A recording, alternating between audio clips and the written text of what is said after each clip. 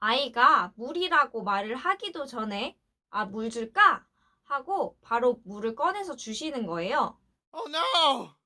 안녕하세요. 소소한 언어치료 이야기입니다. 앞선 영상들에서 소개한 기본적인 상호작용이 잘 되는 아이들이 말이 늦다면 혹시나 내가 너무 눈치가 빠른 양육자가 아닌지 한번 살펴보세요. 여기서 눈치가 너무 빠른 양육자란 과잉보호하는 양육자란 무엇인가 하면 아이가 원하는 것이 있는데 그걸 아이가 양육자에게 표현하기 전에 이미 눈치를 채고 바로 해결을 해줘서 아이가 말을 할 필요가 없도록 만드는 양육자를 말하는데요. 사실 양육자분들은 아이를 너무 잘 파악하고 있고 항상 집중하고 있기 때문에 대부분의 아이의 욕구와 흥미는 다 파악을 하고 있죠. 아이 입장에서는 너무나 고마운 양육자겠지만 사실 아이의 언어 발달에 있어서는 그렇지 않을 수가 있어요.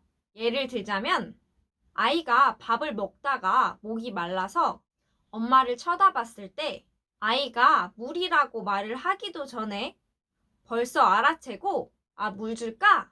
하고 바로 물을 꺼내서 주시는 거예요.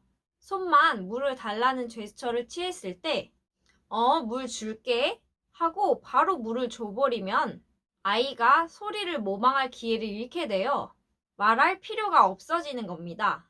이게 장기화가 되었을 때는 만일 아이가 말이 빠른 아이라면 정상 발달하는 아이라면 괜찮겠지만 언어 발달이 느린 아이라면 양육자분들이 뒤늦게 우리 애가 말을 안 하려고 하니까 말을 따라하게 시켜야겠다 라는 생각에 평소에는 말을 하기도 전에 잘 들어주다가 같은 상황에서는 물 해야지 안 하면 안 줘 이런 식으로 한다면 아이는 아니 엄마가 갑자기 왜 이러지?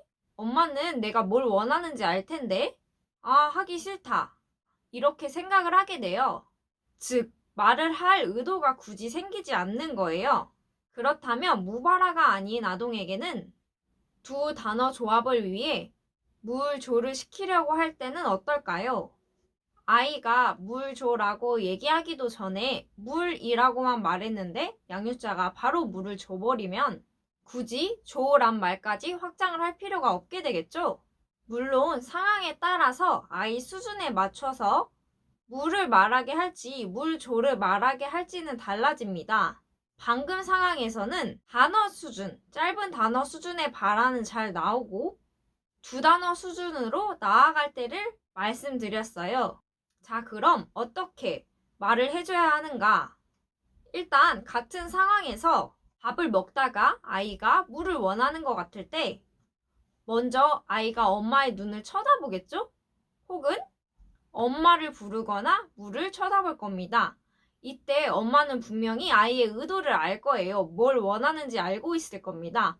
하지만 그때 정말 눈치 없게 행동을 해주시면 됩니다. 왜? 뭐 줘? 뭐 줄까? 이렇게요. 이때 아이가 처음에는 말을 하지 않으려고 입을 꾹 닫고 있을 수도 있어요.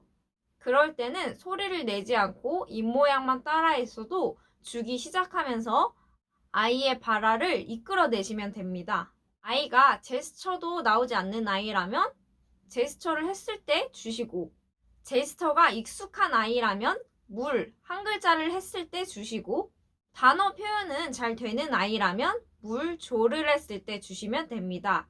내가 말을 해야 얻을 수 있다는 생각이 들게 해주세요. 그리고 이때 물을 주시면서 그냥 조용히 이렇게 주시는 게 아니고 물 줘? 알았어. 물 줄게. 이렇게 한번 언급을 하고 물을 주세요. 뭐 줄까? 물어봐 놓고 한참을 기다렸는데도 아이가 목표한 언어를 말을 하지 않았다면 엄마가 물이라고 모델링을 해주시면 됩니다. 도움이 되셨다면 구독과 좋아요 부탁드려요. 안녕.